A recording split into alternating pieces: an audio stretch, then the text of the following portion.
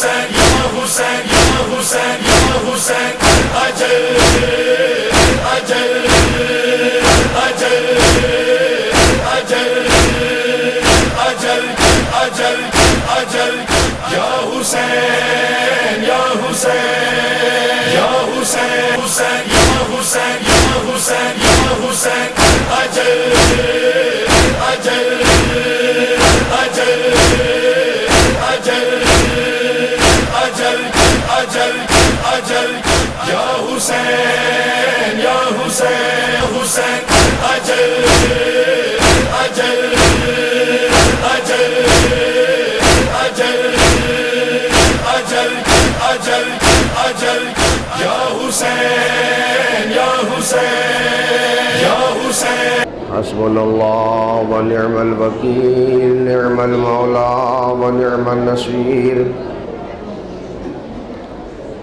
بسم اللہ الرحمن الرحیم الحمد للہ رب العالمین والصلاة والسلام وتحیۃ والاکرام علی النبی الأمی القرشی الہاشمی البطحی التہامی الدافع جیشات الاباطیل والدامع شعلات الاضالیل الخاتم لما سبق والفاتح لمن غلق المعلن الحق بالحق بالقاسم محمد من المنتخبين المنتجبين الذين أذهب الله عنهم الرجس وطهرهم تطهيرا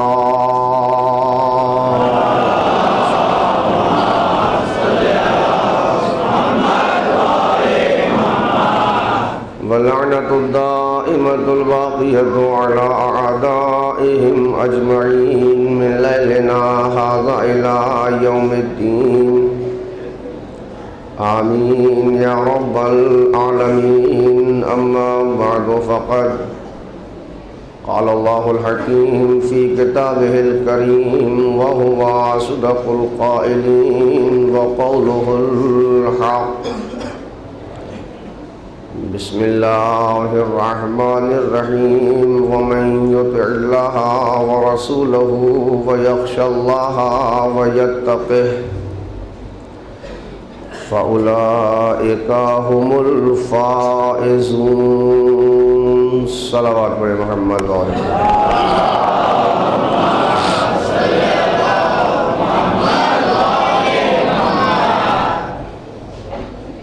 سورہ مبارکہ یونس کی آیت کریمہ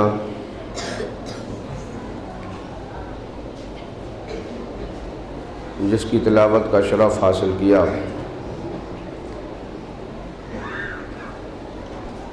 جس میں اللہ رب العزت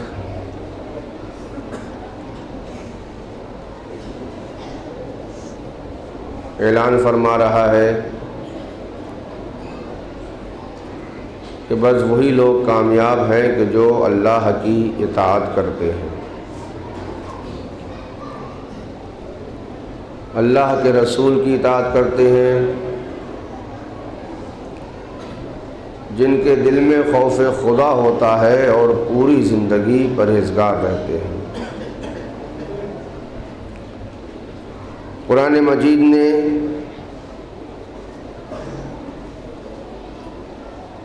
چار مرحلے بیان کیے کامیابی کے۔ ایک اللہ کی اطاعت، دوسرے رسول کی اطاعت، تیسرے خوف الہی، خشیت پروردگار، اور چوتھے تقوی، انسان کا متقی رہنا۔ ایسا نہیں ہے کہ یہ چار کوئی الگ الگ گوشے یا پہلو ہیں، بلکہ حقیقت یہ ہے کہ کہ دیکھنے میں چار الگ الگ ہیں لیکن حقیقت میں مرکز ایک ہے۔ جو اطاعت خدا کرنے والے ہیں وہی اطاعت رسول کرنے والے ہیں، اور جو اطاعت رسول کرنے والے ہیں وہی اللہ سے ڈرنے والے ہیں، اور وہی آخر میں متقی ہیں۔ ایک گروہ ہے جو اللہ اور رسول کی اطاعت کے ساتھ ساتھ تقویٰ بھی رکھتا ہے اور خوف خدا بھی رکھتا ہے۔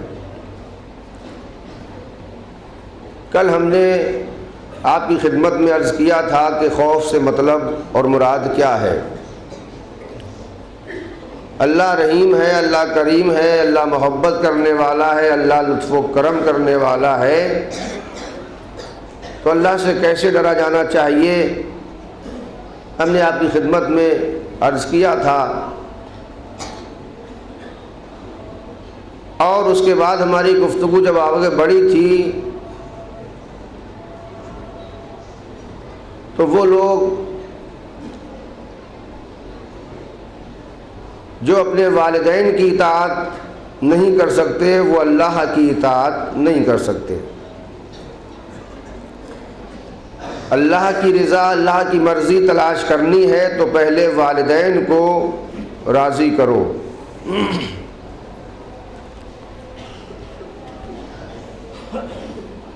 اس لیے والدین کو خالق مجازی کہا گیا ہے،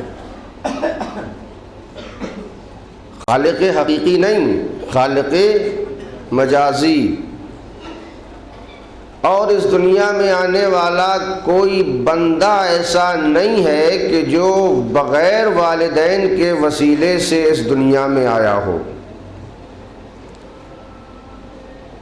بس لے دے کے ایک حضرت آدم علیہ السلام ابو البشر ہیں کہ جن کی نہ والدہ تھیں اور نہ جن کی والد تھے۔ اس کے بعد یہ دو سلسلے چلے،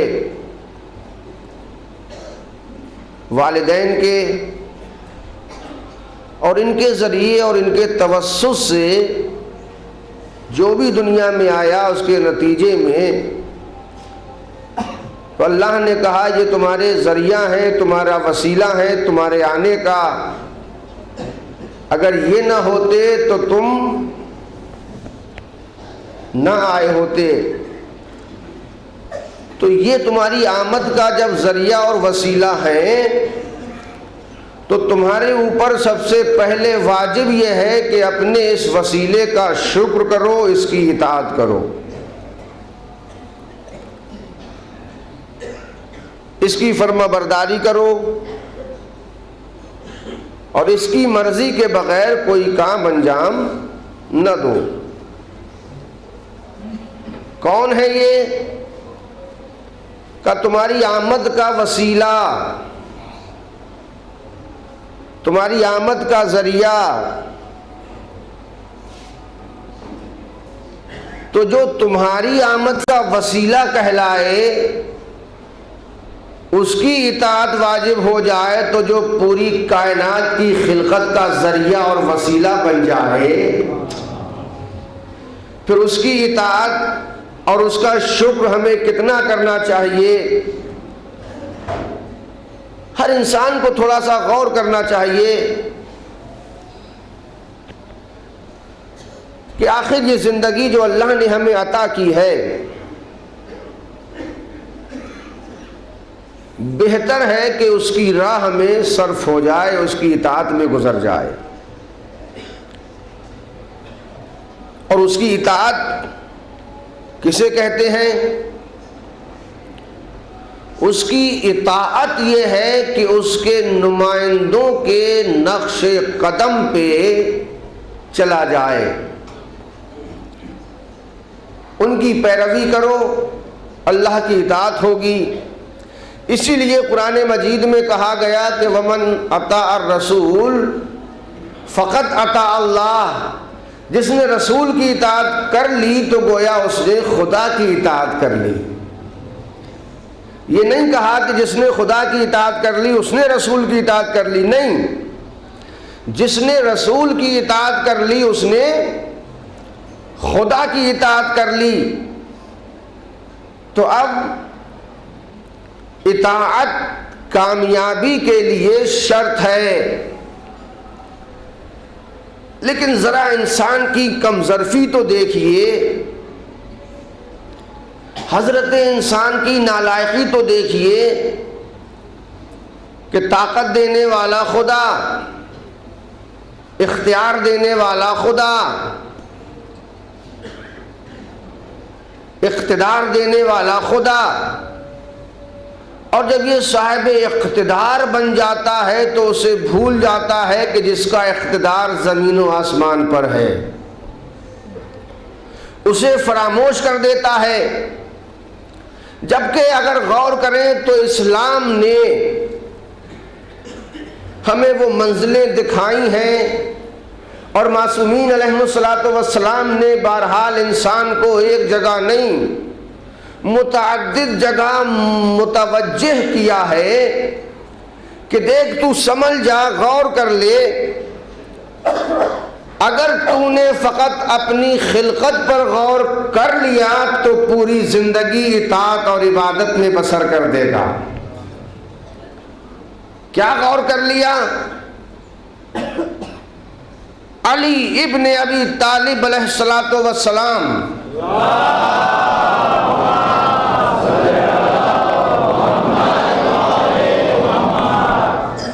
ارشاد فرماتے ہیں، جہاں جہاں میری آواز جا رہی ہے اس فقرے پر میں بھرپور توجہ چاہتا ہوں۔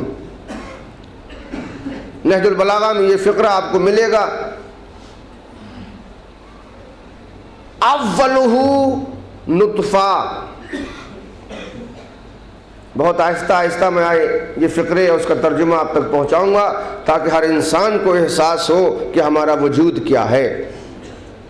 اولہ نطفہ وآخرہ جیفا، یہ ہے انسان کی حقیقت جو مولا نے دو لفظوں میں زندگی اور موت سب کچھ بیان کر دی۔ کیا فرمایا؟ انسان تو غور کر، اولہ نطفہ، تیری ابتدا ایک نجس قطرے کے علاوہ کچھ نہیں۔ نطفہ، اس نجس نطفے کے علاوہ تیری ابتدا کچھ نہیں۔ وآخرہ جیفا، اور تیرا آخر ایک نجس مردار کے علاوہ کچھ نہیں۔ بھائی بہت غور فرمائیے گا، تیری ابتدا نجس نطفے کے علاوہ کچھ نہیں، تیری انتہا نجس مردے کے علاوہ کچھ نہیں۔ اب چونکہ اسلام نے اپنے اندر اتنی ہماگیریت رکھی ہے کہ جو بھی اس اسلام سے متمسک ہو جائے، کلمہ پڑھ لے تو وہ طیب و طاہر ہو جاتا ہے، ورنہ انسان کی ایسی مخلوق ہے ہی نہیں کہ جو کبھی پاک ہو سکتی تھی۔ ابھی میں اس کا تھوڑا سا تجزیہ کروں گا اپنے بچوں کے لیے تو آپ متوجہ ہوں گے۔ اسلام کے اندر اتنی ہماگیریت ہے کہ اس سے تمسک حاصل کرتے ہی، کلمہ پڑھتے ہی پاک ہو گیا، ورنہ اس کے اندر کوئی ایسی چیز ہے ہی نہیں کہ یہ جو کبھی پاک ہو۔ اما جانے دو، انسان کا خون پاک ہے یا نجس؟ نجس۔ مطہرات جو ہمارے یہاں فقہ میں بیان کیے گئے، وہ چیزیں کہ جو دوسرے کو پاک کرتی ہیں، خود بھی پاک ہیں اور دوسرے کو بھی پاک کرتی ہیں، انہیں کہا جاتا ہے مطہرات۔ جیسے پانی ہے، مٹی بھی کچھ چیزوں کو پاک کرتی ہے، سورج بھی پاک کرتا ہے، وہاں بہت ساری چیزیں ہیں، وہ آپ کو نہیں سنانا، صرف ایک لفظ آپ غور فرمائیے گا کہ انسان کی حقیقت کیا ہے۔ ایک شے ہے مطہرات میں جسے انتقال کہتے ہیں۔ انتقال یعنی منتقل ہونا۔ اب اس کی مثال فقہا نے بیان کی کہ کوئی شے منتقل ہو کے کیسے پاک ہو جاتی ہے، کہ خون جب تک انسان کے بدن میں ہے نجس ہے، اور جب مچھر بیٹھا اس نے کاٹا اور وہ جسم انسانی کا خون مچھر کے بدن میں منتقل ہوا، اب وہ خون نجس نہیں رہا، پاک ہو گیا۔ ہائے ہائے، اب وہ خون پاک ہو گیا۔ کون سا ایسا فلٹر ہے لگا ہوا مچھر کے دہن میں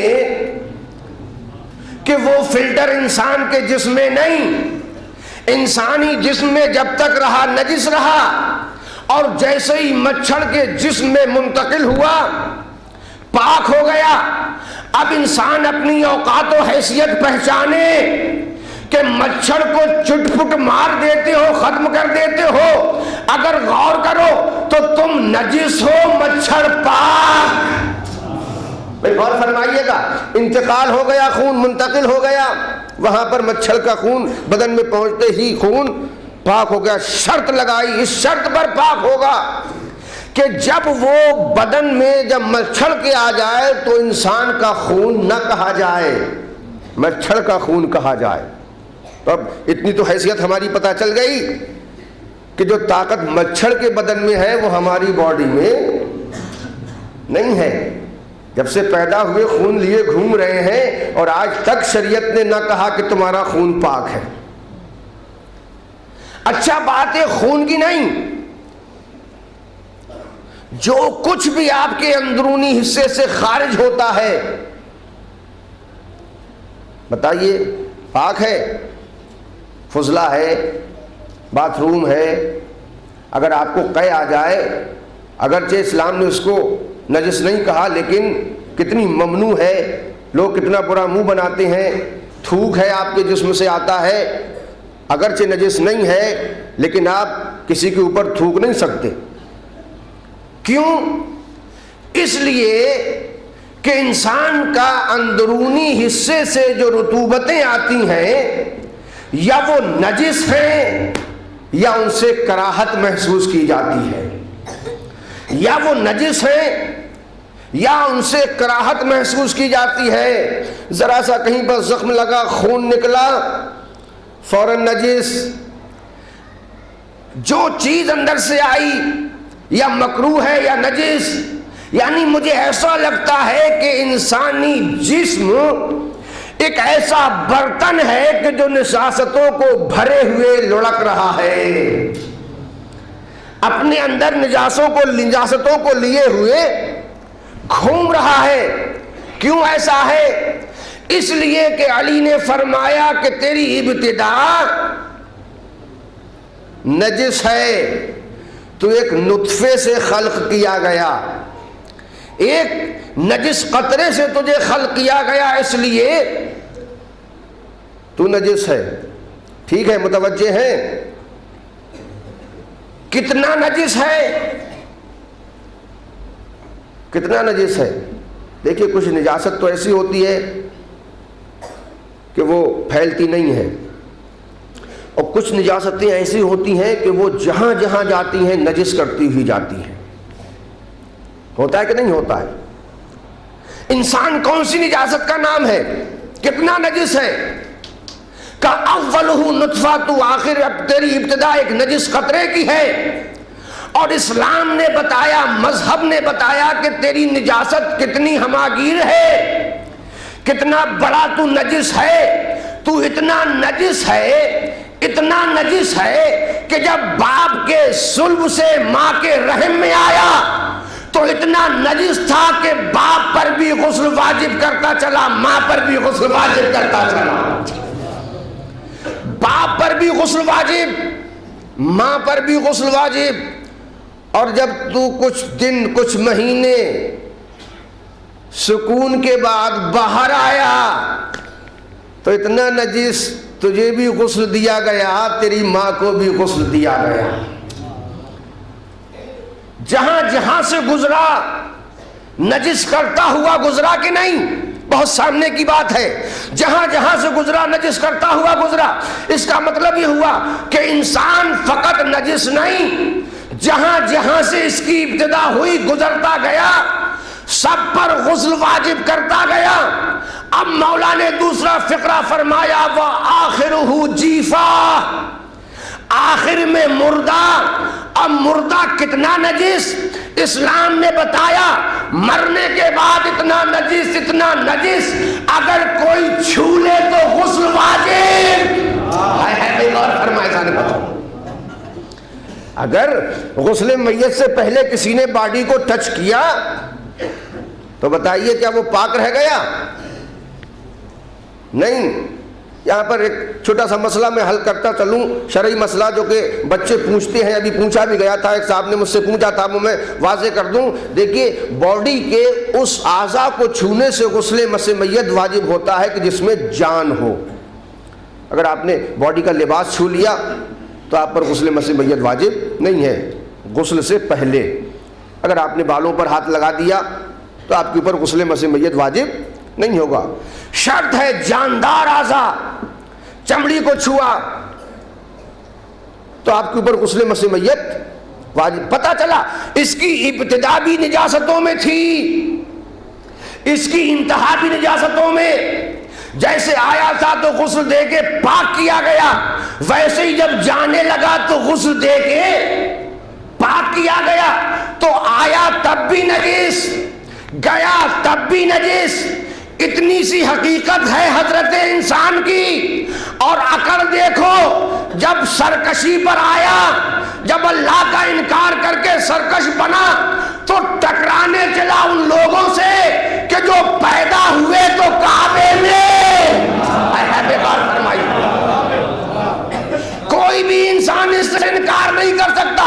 جب آیا تھا نجس تھا، جانے لگا نجس، یعنی انسان کی پوری زندگی دو نجاستوں کے درمیان، ابتدا بھی نجس انتہا بھی نجس، اور مقابلہ ان سے کرنے چلے جو آئے تو کعبے میں، گئے تو مسجد میں۔ علی کا آنا بتا رہا ہے کہ تم آتے ہو تو نجس ہوتے ہو، ہم آتے ہیں تو طیب و طاہر ہوا کرتے ہیں۔ کوئی روایت نہیں بتاتی کہ علی کی ولادت کے بعد کعبے کو پاک کیا گیا یا علی کی شہادت کے بعد مسجد کو پاک کیا گیا۔ یہ آنا اور جانا بتا رہا ہے کہ تم اور ہو، ہم اور ہیں۔ اب ذرا سا بات کو میں اور آگے بڑھاؤں یہیں سے۔ جس طرح سے انسان دو نجاستوں کے بیچ میں زندگی بسر کر رہا ہے، سیم اسی طریقے سے دو جہالتوں کے بیچ زندگی گزار رہا ہے۔ یہ میں نہیں بول رہا، قرآن بول رہا ہے۔ قرآن اٹھائیے، سورہ مبارکہ نحل کی آیہ کریمہ، اور وہ منظر پیش کیا ہے کہ جب انسان ماں کے پیٹ سے اس دنیا میں آتا ہے۔ وَاللَّهُ أَخْرَجَكُم مِّن بُطُونِ أُمَّهَاتِكُمْ لَا تَعْلَمُونَ شَيْئًا۔ بہت غور فرمائیے گا۔ اللہ نے جب تمہیں تمہاری ماؤں کے شکم سے اس دنیا میں بھیجا تو لا تعلمون شیئا، تم کچھ جانتے ہی نہ تھے، جس کا صاف صاف نتیجہ نکلتا ہے کہ تم جاہل تھے کہ نہیں؟ حد یہ ہے کہ تم یہ بھی نہیں جانتے تھے کہ میرا باپ کون، میری ماں کون۔ جب تمہیں شعور کے بعد، بڑا ہونے کے بعد بتایا گیا تو تم نے پہچانا کہ یہ میری ماں ہے اور یہ میرے باپ ہیں۔ لا تعلمون شیئا، کوئی شے جانتے ہی نہیں تھے۔ اور پھر جیسے جیسے عمر بڑھتی گئی، انسان علم کے مرحلے میں ترقی کرتا چلا گیا، علم میں اضافہ ہوتا چلا گیا، لیکن سچ یہ ہے کہ جب آئے تھے تو جاہل تھے کہ نہیں؟ کوئی زبان ہی نہیں جانتا تھا، بس یہی تو فطرت کو سلام کرنے کو جی چاہتا ہے کہ آنے والا کچھ جانتا ہو یا نہ جانتا ہو مگر رونا ضرور جانتا تھا۔ غور فرمائے سارے، رونا ضرور جانتا تھا۔ جب بھوک لگی رو دیے، پتہ ہی نہیں کہ ہم رو کیوں رہے، بھوک کا احساس بھی نہیں۔ کوئی چوٹ لگی رو دیے، اور کوئی چیز اچھی لگی تو مسکرا دیے، جبکہ ابھی کسی چیز کا کوئی احساس نہیں ہے۔ بالکل جاہل ہے انسان۔ اور جب جانے لگا، کیا قرآن نے منظر کشی کی ہے، جب جانے لگا تو قرآن اعلان فرماتا ہے واللہ خلقکم من بطون امہاتکم ومنکم من یرد الی ارذل العمر لکی لا یعلم بعد علم شیئا۔ اللہ نے تمہیں خلق کیا اور بہت سو کو اللہ پلٹا دیتا ہے بڑھاپے کی طرف۔ کیوں پلٹاتا ہے؟ اس لیے کہ وہ سب جاننے کے بعد بھی پھر جاہل ہو جائیں، جانتے ہوئے بھی جاہل ہو جائیں۔ دیکھیے قرآن نے ایک لفظ صرف کیا ہے، من یرد منکم، تم میں سے جو بہت سو کو تم میں سے پلٹا دیتا ہے، الی ارذل العمر، عمر کے آخری حصے یعنی بڑھاپے کی طرف۔ تو یہ لفظ کچھ ہمیں اچھا نہیں لگتا قرآن کی فصاحت و بلاغت کے اعتبار سے۔ پلٹایا کدھر جاتا ہے؟ پلٹایا ادھر جاتا ہے کہ جدھر سے انسان آتا ہے کہ نہیں؟ جدھر سے انسان آتا ہے ادھر پلٹایا جاتا ہے۔ اور قرآن کہتا ہے کہ تم میں سے بہت سو کو پلٹا دیتا ہے، تو اس کا مطلب یہ ہے کہ یہ بڑھاپا جو 80 90 یا 100 سال کی عمر میں آیا ہے، یہ پہلی بار نہیں آیا، اس سے پہلے زندگی میں آ چکا ہے۔ آپ کہیں گے مولانا کیسی بات کر رہے ہیں، بڑھاپا تو پہلے آ ہی نہیں سکتا۔ میں نے کہا آئے گا، قرآن اپنی فصاحت و بلاغت کے اعتبار سے قیامت تک رہنے والی کتاب ہے۔ جب قرآن نے کہا کہ بڑھاپا پہلے بھی آ چکا ہے تو ایک بار آیا اور پھر بعد میں آیا، کہا کیسے؟ میں نے کہا ذرا موازنہ کرو، جب انسان دنیا میں آیا تھا آنکھیں تھیں مگر دیکھ نہیں سکتی تھیں، کان تھے مگر سن نہیں سکتے تھے، زبان تھی مگر چکھ نہیں سکتی تھی، منہ میں دانت تھے ہی نہیں، یعنی نہ منہ میں دانت نہ پیٹ میں آگ۔ اور جب 80 90 سال کی عمر کراس کی، اب وہی بڑھاپا پھر پلٹ کے آیا، آنکھیں ہیں مگر دکھائی نہیں دیتا، کان ہے مگر سنائی نہیں دیتا، جو غذا پہلے کھاتے تھے دودھ، وہی غذا پھر آ گئی، اس لیے نہ منہ میں دانت ہے نہ پیٹ میں آنت ہے۔ یہ جو قرآن نے موازنہ کیا ہے کہ تم بڑھاپے کی طرف پلٹائے جاؤ گے، تو یہ بڑھاپا پہلے بھی آ چکا، اور جو اصل تھی غذا اسی پر انسان پلٹ آیا۔ کیوں پلٹایا؟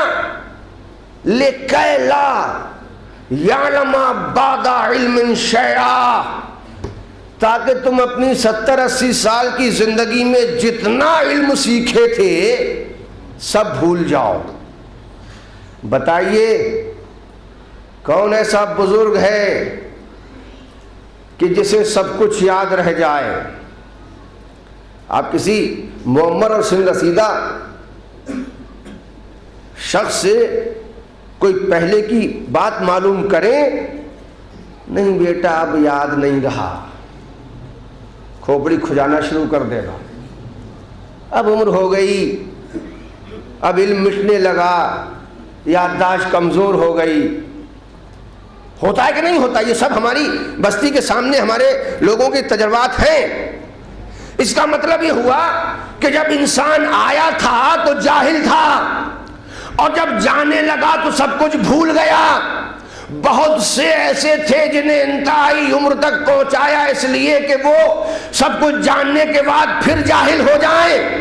تو اب انسان جیسے دو نجاستوں کے بیچ ہے، ایسے ہی دو جہالتوں کے بیچ آیا تھا تب جاہل، جانے لگا تب جاہل، نہ عالم بن کے آیا نہ عالم بن کے چلا، اپنی اوقات کو پہچانا نہیں، اور جب اطاعت سے سرکشی کی تو ان سے ٹکرانے چلا، جو آئے تو قرآن و تیرو تو ضرور پڑھتے ہوئے، اپنی اطاعت کے سرکل سے گیا، اتنا آکڑا، اتنا سرکش بنا کہ ان سے ٹکرانے چلا، کہ جو آئے تھے تو آتے ہی اپنے علم کا دعویٰ کیا، قرآن سنایا، توریت سنائی، انجیل سنائی، زبور سنائی، اور جب انسان جانے لگا تو جاہل مقابلہ ان سے کر رہا ہے، جو آئے تو قرآن پڑھتے ہوئے، جب جانے لگے تو کہا جو چاہتے ہو پوچھ لو، میں یہ بھی جانتا ہوں، میں وہ بھی جانتا ہوں۔ صلوات پڑھے محمد آل محمد پر۔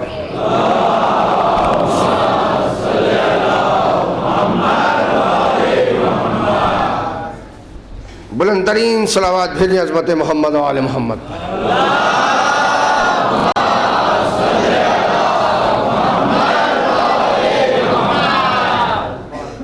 ایسے ہی درود پڑھتے ہوئے تھوڑا تھوڑا اگر آپ لوگ سرک آئیں تو شاید ہمارے بھائی مومنین جو کہ باہر سڑکوں پہ کھڑے ہوئے ہیں، مجمع کی کثرت کو مد نظر رکھتے ہوئے سب کو فرش عزا پر بیٹھنے کا حق ہے، تاکہ وہ آ جائیں اور یہاں پر ان کو آنے میں زحمت نہ ہو۔ بلند ترین صلوات بھیجیں عظمت محمد و آل محمد پر۔ آگے آ جائیے، آگے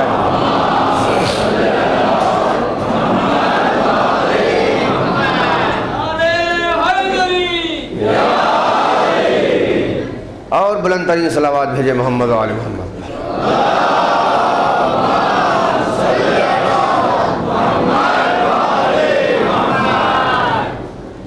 تو انسانی زندگی کی اصل حقیقت یہ ہے، جب آیا تھا تو جاہل تھا، اور جب جانے لگا تب جاہل۔ تھوڑی سی زندگی، تھوڑی سی عمر اسے ملی جس میں اس نے علم حاصل کیا اور اپنے کو چمکایا، اور جب بات علم کی آ گئی ہے تو میں سرزمین کانودر کا تذکرہ یہاں پر کرے بغیر آگے نہیں بڑھ سکتا۔ لائق سلام ہے وہ افراد کہ جنہوں نے یہاں پر اتنی بڑی ایجوکیشن کے سلسلے سے انتظامات کیے۔ ماشاءاللہ کالج جو کہ ہماری قوم جس چیز سے بہت دور تھی، یہاں کے بزرگوں کے مشورے سے نوجوانوں نے وہ کام کیا ہے کہ جو شاید ابھی تک میری نظر میں کسی شیعہ بستی میں نہیں ہوا ہے۔ اس کے بعد ڈگری کالج یا انجینئرنگ کالج جس کی کہ زمین خریدی جا چکی ہے یا لی جا چکی ہے، 4 چاند لگ جائیں گے، آپ کی نسلیں کامیاب ہو جائیں گی۔ علم کا جہاں مرحلہ ہو، دوستوں کنجوسی مت کرنا، ایک دوسرے کا تعاون کرنا۔ ہم چلے جائیں گے، اپنی نسلوں کے لیے انتظام کرتے چلے جائیں گے، ہم قبر میں نہ جانے کس حالت میں ہوں، جو بھی اسٹوڈنٹ وہاں پر علم حاصل کرے گا ہمارا پرسنٹیج ہماری قبر میں پہنچ جائے گا، ہمیں ملتا رہے گا۔ ہماری قوم پیچھے کیوں ہے؟ اس لیے کہ جس علم کے وارث ہو تم، جو علم پراپرٹی ہونا چاہیے اس قوم کی، وہ حق ایجوکیشن، وہ حق علم ہم نہیں ادا کر پائے جو حق ہونا چاہیے تھا حاصل کرنے کا۔ مگر جب یہ ایک ہمارا کالج یا کوئی بڑا کالج بن جائے گا، نہ جانے کتنے غریب والدین کے سپنے ساکار ہو جائیں گے، نہ جانے کتنے لوگ سماج میں عزت پائیں گے، اور ہمیں خود بڑی خوشی ہوتی ہے کہیں جاتے ہیں تو پتہ چلتا ہے یہ صاحب انجینئر ہیں، یہ صاحب MBA کیے ہوئے ہیں، یہ صاحب فلاں ڈگری ہیں، ایک احساس مسرت ہوتا ہے۔ دعائیں نکلتی ہیں ان والدین کے لیے جو خود زندگی کیسے ہی گزری اپنے بچوں کو کامیاب کر دو، اپنے بچوں کو وہ مشعل راہ دکھا دو کہ جس ہتھیار سے، جس مشعل سے وہ اس زندگی کو اپنی کامیاب اور کامران بنا سکتے ہیں۔ بہرحال بڑے خوش قسمت ہیں یہاں کے مومنین کہ ان کو ان کی قوم کے بزرگوں نے، جوانوں نے مل کے آنے والی نسلوں کے لیے اتنا عظیم ایجوکیشن کا انتظام کیا ہے، اور آگے کی منصوبہ بندی بہت بہترین ہے، بہت اعلیٰ ہے۔ کوئی قوم بھی اس وقت تک ترقی نہیں پا سکتی جس کے پاس جہالت ہو۔ علم ترقی کا زینہ ہے، علم تمہیں کامیاب بنا دے گا، اس لیے کہ اگر پچھلی تاریخ دیکھو تو اس تاریخ کو اس تاریخ سے ملاؤ۔ جہاں علم کی کمی تھی تو لوگ جو سفر 1 مہینے میں طے کرتے تھے، جب علم آیا تو 1 مہینے کا سفر 1 دن میں طے ہو گیا۔ ہوا کہ نہیں ہوا؟ یعنی یہ ترقی علم کی ہے۔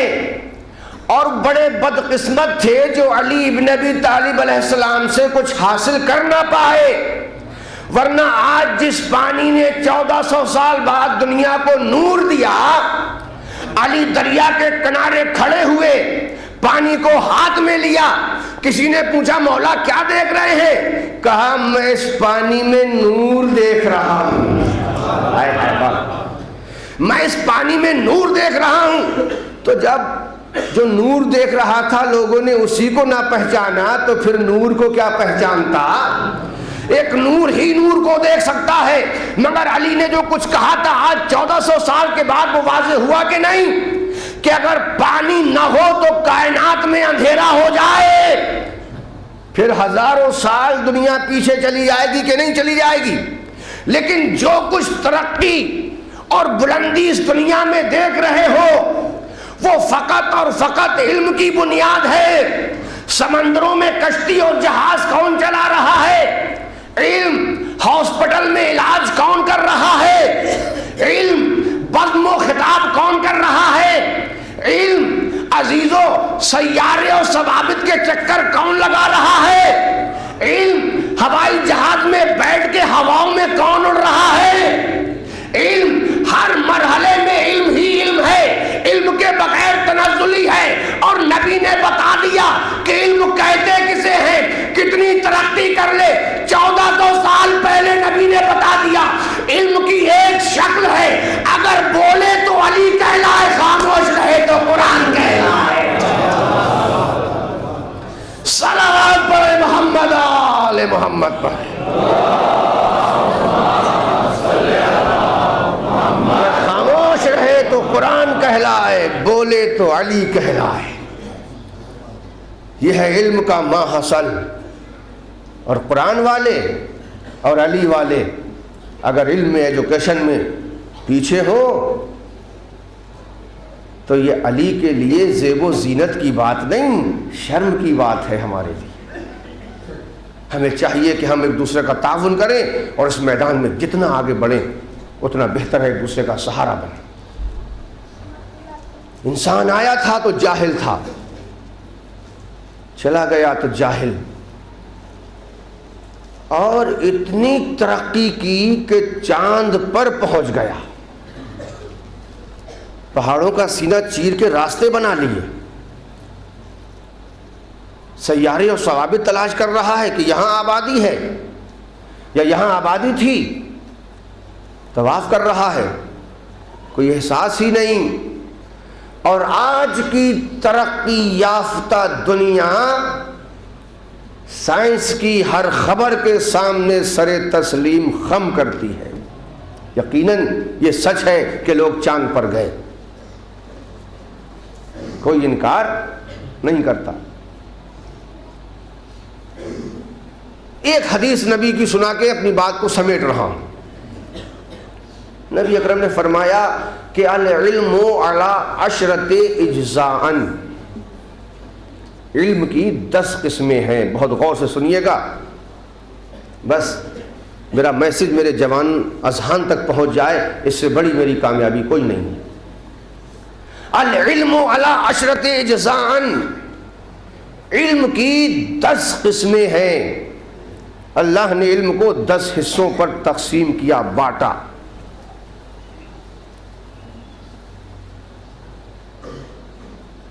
کتنے علم کے حصے کیے اللہ نے؟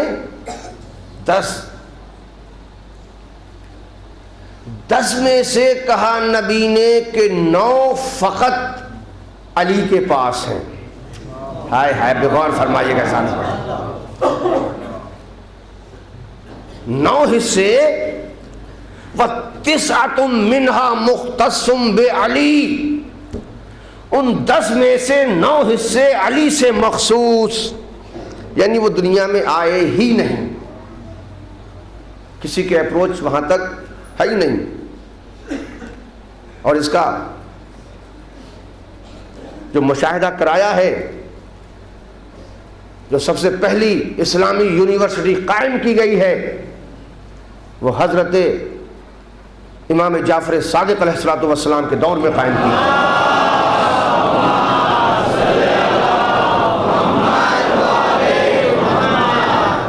کتنے لوگ علم سے دور تھے۔ کربلا کے بعد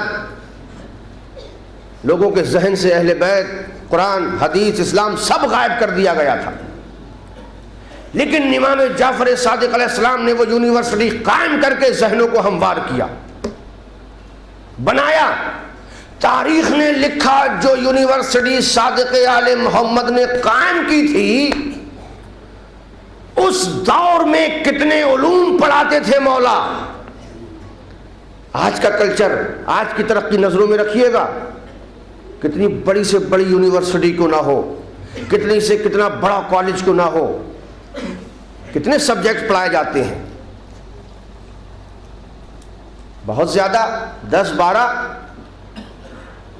اس کے بعد آگے پہنچ ہے ہی نہیں، لیکن تاریخ نے لکھا کہ امام صادق نے جو یونیورسٹی قائم کی تھی، ایک وقت میں 400 علوم کی تعلیم دی جاتی تھی۔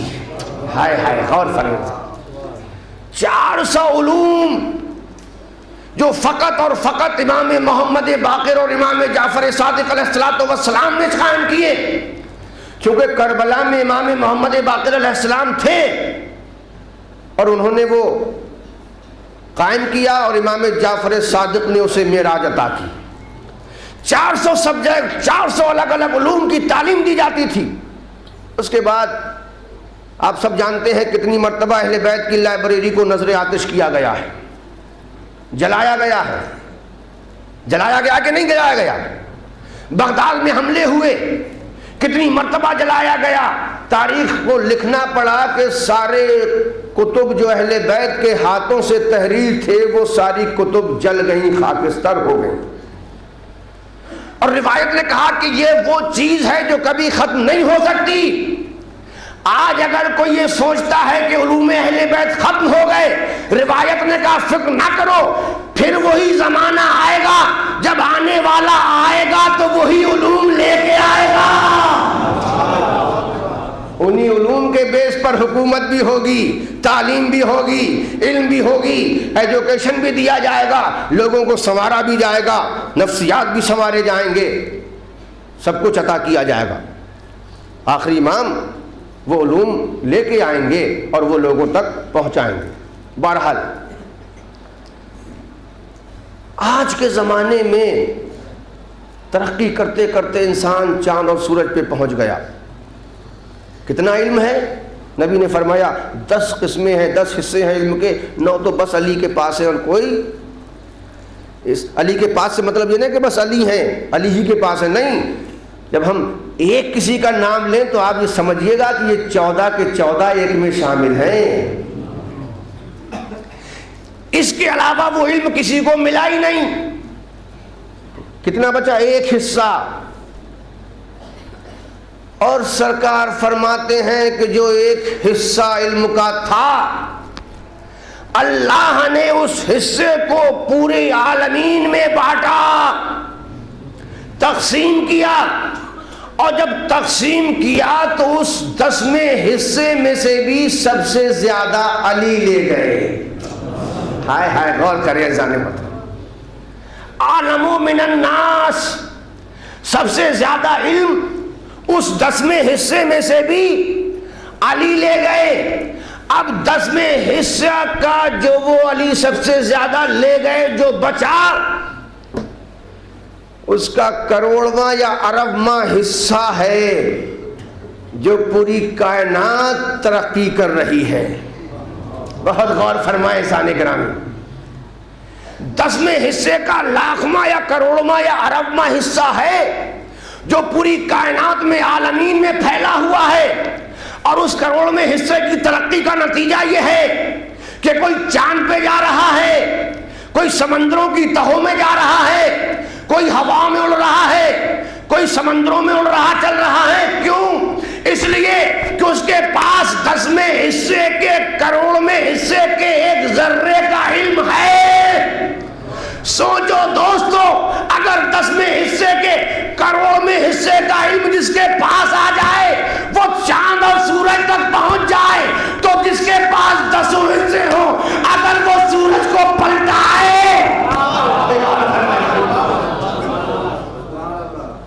اگر وہ چاند کو دو ٹکڑے کرے، اگر وہ ستاروں کو بلائے، اسی لیے علی کسی ستارے کے دروازے پہ نہیں گئے، ستارے کو دروازے پہ بلا کے بتایا جو حصے میں شریک ہے وہ اور ہے، اور جو کل علم ہے وہاں ستارے آتے ہیں۔ صلوات پڑھے محمد آل محمد پر۔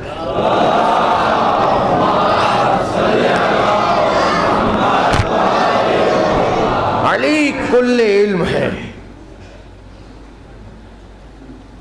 دوستو، ایجوکیشن سے کبھی غفلت نہ کرنا، اس لیے کہ ساری کامیابیوں کا سرمایہ، ماخذ، منبع، مرکز علم ہے، ورنہ دو جہالتوں کے بیچ میں ہماری زندگی ہے، اور اس کے بعد تاریکی ہی تاریکی ہے۔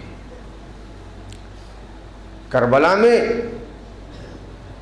سمجھتا ہوں نہ شہنشاہ کی شہنشاہ سے جنگ تھی، نہ حسین کی یزید سے جنگ تھی، نہ امام کی وقت کے جھوٹے خلیفہ سے جنگ تھی۔ میں یہ سمجھتا ہوں کہ کربلا میں ایک طرف علم تھا اور ایک طرف جہالت تھی، اور یہ علم اور جہل کا جھگڑا ہے۔ کہاں جہل اور کہاں علم؟ جہل نے بیعت کا مطالبہ کر لیا، علم مسکرا اٹھا۔ علم کسی کی بیعت نہیں کر سکتا۔ بس دوستو، میں نے گفتگو ختم کی۔ آج 7ویں محرم کی شب ہے، شب 7 محرم، اور وہی فقرہ میں پھر دہراؤں گا۔ حسین کے خیام میں پانی تو ہے، مگر اب پانی کم رہ گیا ہے، کم پانی بچا ہے حسین کے خیام میں۔ سلام کیا کرو شہزادہ کرب و بلا کو، کہ جس کے ذکر میں اتنی جلالت ہے کہ نام حسین آتے ہی یا کربلا کا تصور کرتے ہی آنکھوں میں آنسو آ جاتے ہیں۔ 1400 صدیوں سے یہ غم کا قافلہ ہماری نسلوں کے دوش بدوش چلا آ رہا ہے۔ ہم اپنے مرنے والوں کا غم بھول جاتے ہیں۔ ہم اگر اپنے قبیلے میں اپنے غم دیکھیں تو بیٹا زیادہ سے زیادہ بیٹے کو باپ اور دادا یا پردادا کا نام یاد ہوگا یا تاریخ وفات یاد ہوگی، اس کے علاوہ نہیں۔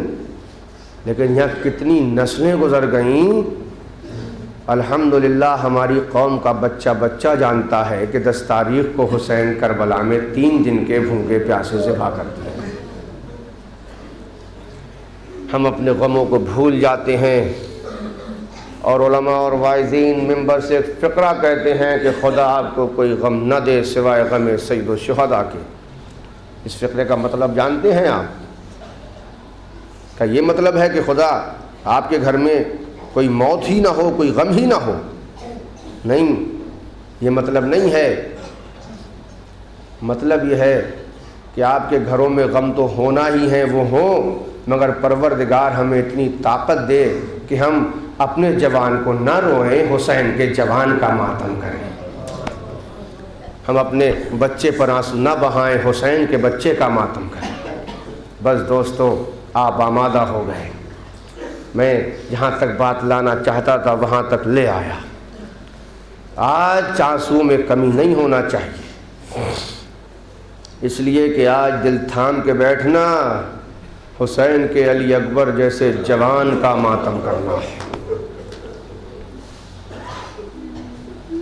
میں ابتدائی گفتگو میں گزارش کرنا چاہتا ہوں کہ جوان اپنی جوانی کو دیکھ کر روئیں اور بوڑھے اس لیے گریہ کریں کہ ہمارے جوان زندہ رہے، حسین کا جوان شہید ہو گیا۔ سنیں دوستو، خدا آپ کی آوازوں پر رحمت نازل فرمائے۔ کیا کہنا، کتنی محبت تھی علی اکبر سے حسین کو، کون جان سکتا ہے، کون بیان کر سکتا ہے؟ اگر کسی کا اکبر جیسا حسین بیٹا ہو اور حسین جیسا امام باپ ہو تو وہی بتا سکتا ہے کہ ایسے بیٹے سے ایسا باپ کتنا پیار کرتا ہے۔ علی اکبر کی ولادت ہوئی، رات میں جھولے میں ہیں علی اکبر، روایت دیکھیں انشاءاللہ تقریباً 1 گھنٹہ ہونے والا ہے۔ میں یہ چاہوں گا کہ جوان کے تذکرہ مصائب میں کوئی کمی نہ ہونے پائے، اس لیے کہ اب رونے کے دن ہی کتنے سے رہ گئے۔ 7 محرم کے بعد تو پتہ ہی نہیں چلتا کہ عاشور کب تمام ہو گئی۔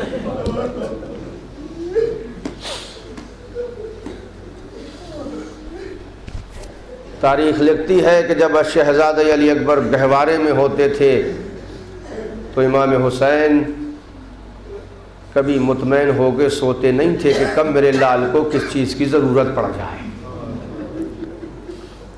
لہذا ایک رات ایسا ہوا کہ حسین نیم خوابی کے عالم میں محسوس کرتے ہیں کہ اکبر کے گہوارے کے پاس کوئی سایہ چلا آ رہا ہے، اور وہ سایہ اکبر کے گہوارے کے پاس جھکا۔ جیسے ہی حسین نے احساس کیا، آواز دی، کون ہے جو میرے اکبر کو جگا رہا ہے؟ میرا اکبر سو رہا ہے۔ ایک مرتبہ ام لیلا نے تڑپ کے کہا، والیو وارث کوئی اور نہیں، اکبر کی ماں ام لیلا ہوں، کیا کروں بستر پر آرام نہیں آتا، جب اکبر کی یاد آتی ہے تو اٹھ کر پیار کرنے چلی آتی ہوں۔ ہاں عزادارو، یہ ہے علی اکبر کی محبت اور ان کا پیار۔ شبیہ رسول ہے نا حضرت علی اکبر، صورت و شکل میں ہو بہو رسول،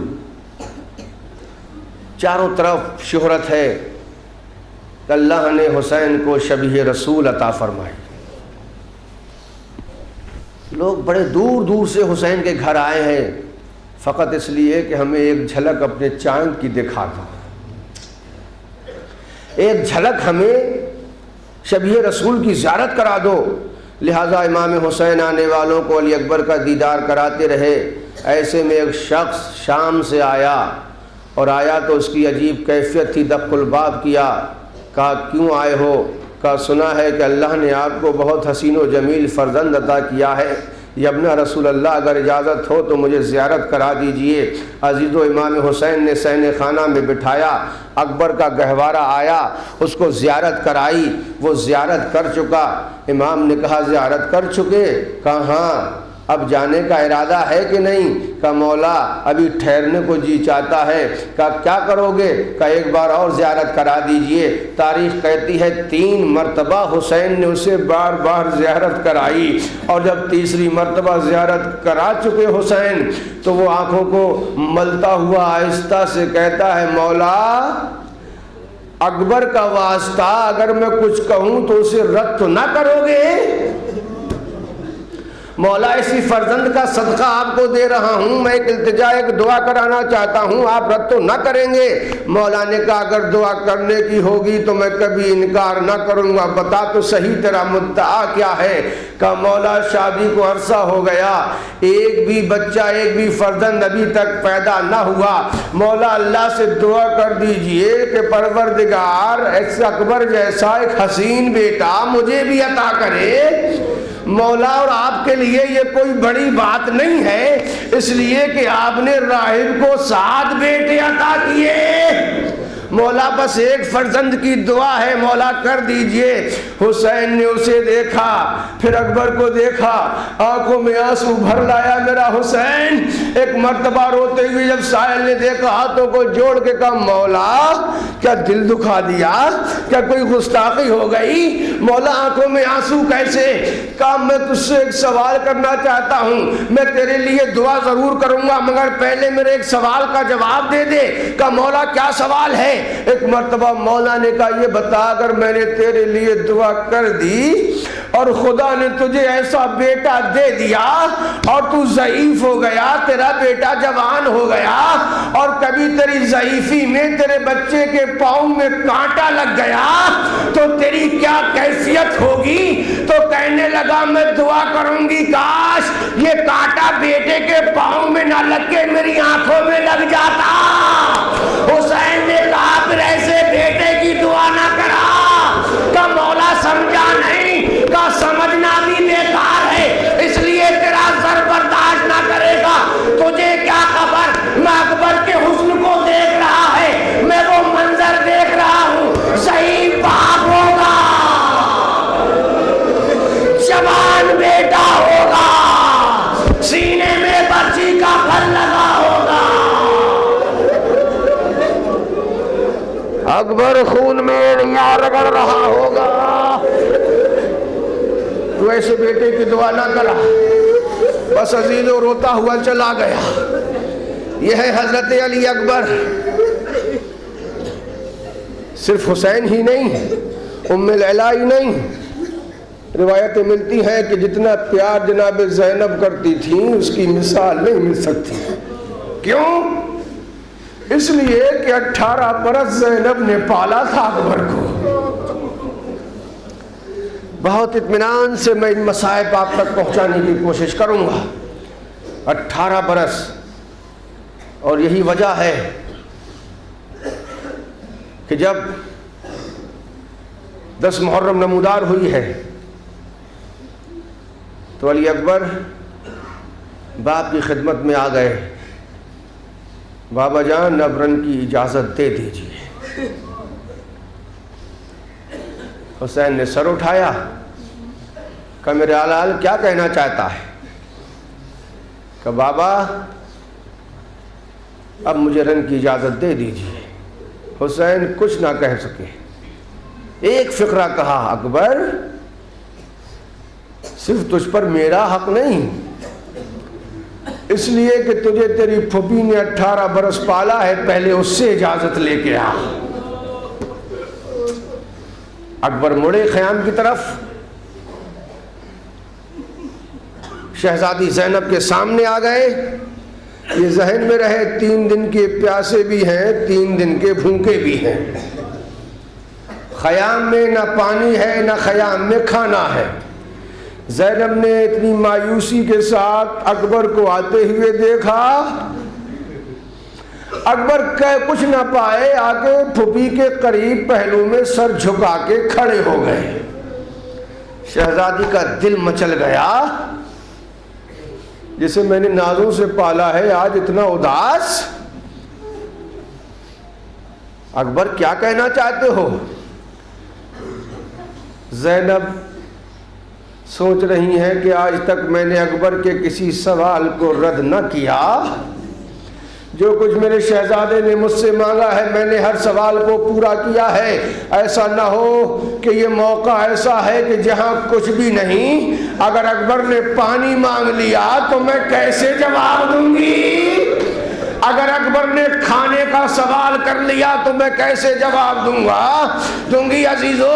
زینب یہی سوچتی رہی. ایک مرتبہ شہزادہ اکبر نے کہا پھوپھی اماں میں پانی کا سوال کرنے نہیں آیا, میں کھانے کا مطالبہ کرنے نہیں آیا. کہا پھر کیسا آیا ہے میرے لال؟ کہا پھوپھی اماں رن کی اجازت چاہتا ہوں. زینب نے جوانی کو دیکھا. میرے لال کوئی جوان بھی اس طرح اپنی موت کی خبر دیتا ہے؟ عزیزو زینب چاہتے ہوئے بھی ہاں نہ کر سکیں. بہت چیخ مار کر روئی ہے جناب علی اکبر کے اس اذن کے بعد جناب زینب. مگر علی اکبر نے دل کو سنبھالا اور ایک فقرہ کہا, اور وہ فقرہ ایسا تھا کہ فوراً زینب نے خدا حافظ کر دیا. سنیں دوستو وہ فقرہ, جب زینب کی آواز گریہ بلند ہوئی, اکبر نے ہاتھوں کو جوڑ کے کہا پھوپھی اماں یہ بتائیے آپ کو اکبر پیارا ہے یا حسین؟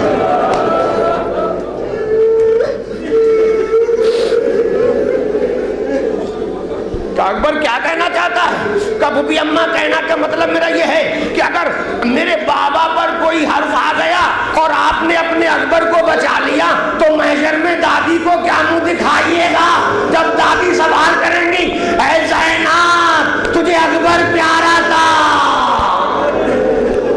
وہ پیارا نہ تھا جسے میں نے چکیاں پیس کر پالا تھا. بس دوستو بھائی پر مصیبت کا ذکر سنا. زینب نے آنسوؤں کو پوچھا کہ اکبر اگر تیرے قربان ہونے سے میرا حسین بچ جائے تو 1000 اکبر قربان کر دوں گی. اکبر جا خدا حافظ, اکبر جا خدا حافظ. عزیزو اکبر بڑی خوشی خوشی آقا کی خدمت میں آئے, سر جھکا کے کھڑے ہو گئے. حسین نے کہا اکبر کیا ہوا؟ کہ بابا پھوپھی اماں نے خدا حافظ کہہ دیا. بابا اب آپ اجازت دے دیجئے. ابھی یہ گفتگو ہو ہی رہی تھی کہ خیمے سے پھر بلاوا آ گیا کہ اکبر سیدانیہ یاد کر رہی ہے. اکبر پھر خیمے میں پلٹ کے آئے. عزیزو حمید ابن مسلم کہتا ہے کہ جو اکبر کی رخصتی کا منظر میں نے دیکھا وہ کسی کی رخصتی کا منظر میں نے نہ دیکھا. اس منظر کو میں بھلا نہ سکوں گا. کیا منظر؟ کہتا ہے کہ جب اکبر خیمے سے نکلنا چاہتے ہیں تو کوئی ہاتھ پکڑ کے دانا پکڑ کے روک لیتا ہے, بار بار خیمے کا پردہ اٹھتا ہے گر جاتا ہے. حمید کہتا ہے 7 مرتبہ ایسا ہی ہوا. اکبر پلٹ کر واپس گئے مگر حمید نہ دیکھ سکا کہ روکنے والا کون ہے. لیکن میرا دل کہتا ہے اگر کسی بزرگ نے روکا ہوتا تو شانہ پکڑ کے روکا ہوتا, یہ دامن پکڑ کے کیوں روکا؟ کہیں ایسا تو نہیں جب اکبر جاتا ہو 6 سال کی سکینہ دامن سے لپٹ جاتی ہو. اے بھیا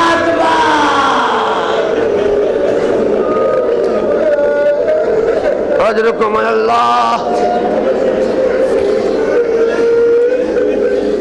خدا آپ کو کوئی غم نہ دے سوائے غم سید الشہداء کی.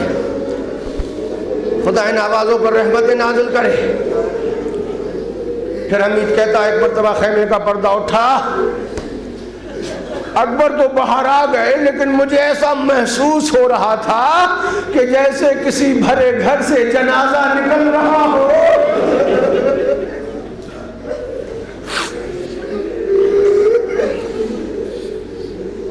باپ کے پاس آئے کہ بابا رخصت ہو آیا بیویوں سے. پھوپھی نے بھی خدا حافظ کہہ دیا, ماں نے بھی خدا حافظ کہہ دیا. حد ہے کہ میری بہن سکینہ نے بھی خدا حافظ کہہ دیا. اللہ اکبر, کیا گزری حسین کے دل پر. حسین نے کہا اچھا میرے لال خدا حافظ, جاؤ خدا حافظ. چند قدم آگے بڑھے تھے. حسین نے کہا میرے لال ٹھہر جا, جب تک میرا تیرا سامنا رہے مڑ مڑ کے دیکھتے رہنا میرے لال.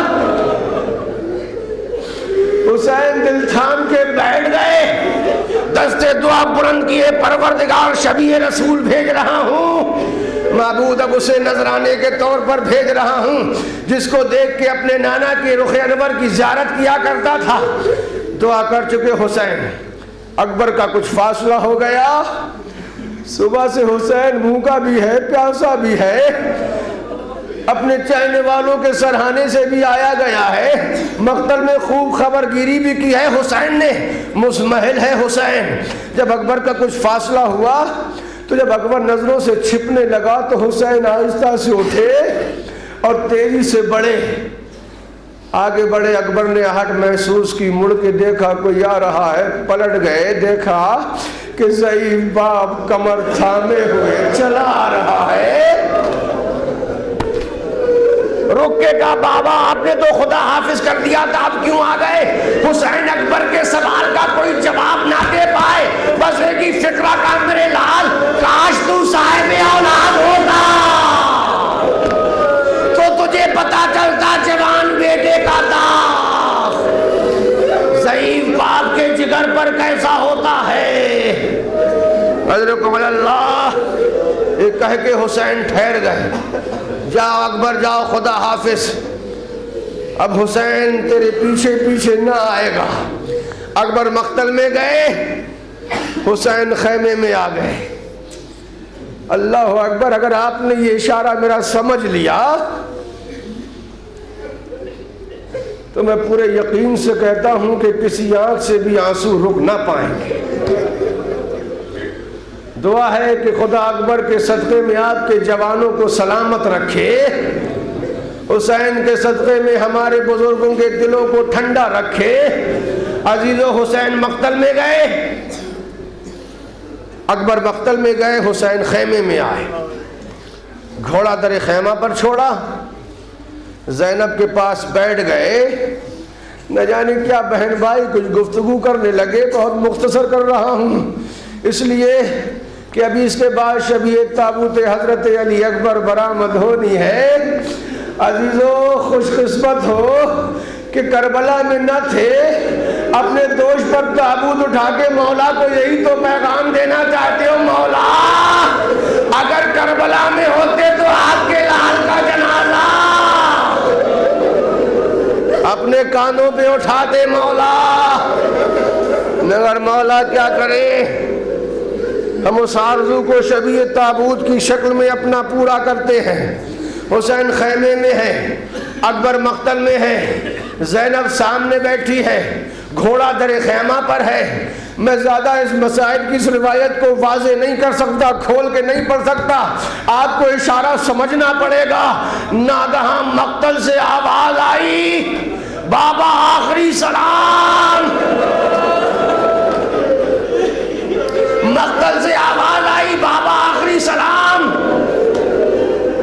حسین نے زینب کا ساتھ چھوڑا، کھڑے ہوئے، خیمے کا پردہ ہٹایا، دروازے پر گھوڑا تھا، مگر شہزادی کہتی ہے گھوڑا دائیں طرف تھا، حسین بائیں طرف چلا۔ زینب نے پکار کے کہا بھیا گھوڑا ادھر ہے، حسین نے کہا کی آواز نے بینائی کو سلب کر دیا، اب نظروں سے دکھائی نہیں دیتا۔ اجرکم اللہ۔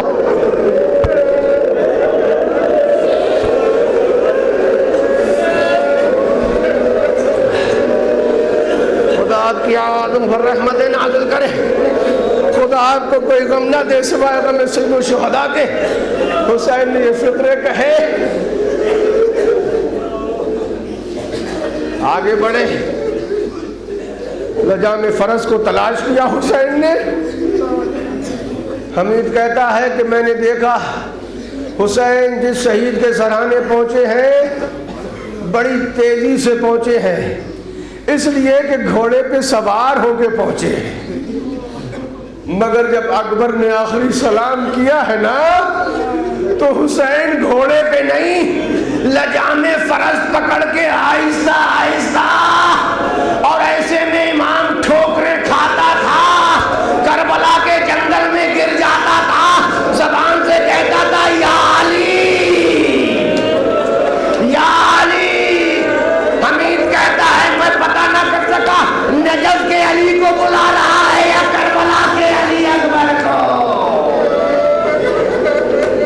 حسین آگے بڑھے، باوفا ذوالجناح اکبر کے لاشے کے کنارے، اکبر کے جسم نازنی کے کنارے لے کے پہنچا ہے ذوالجناح حسین کو۔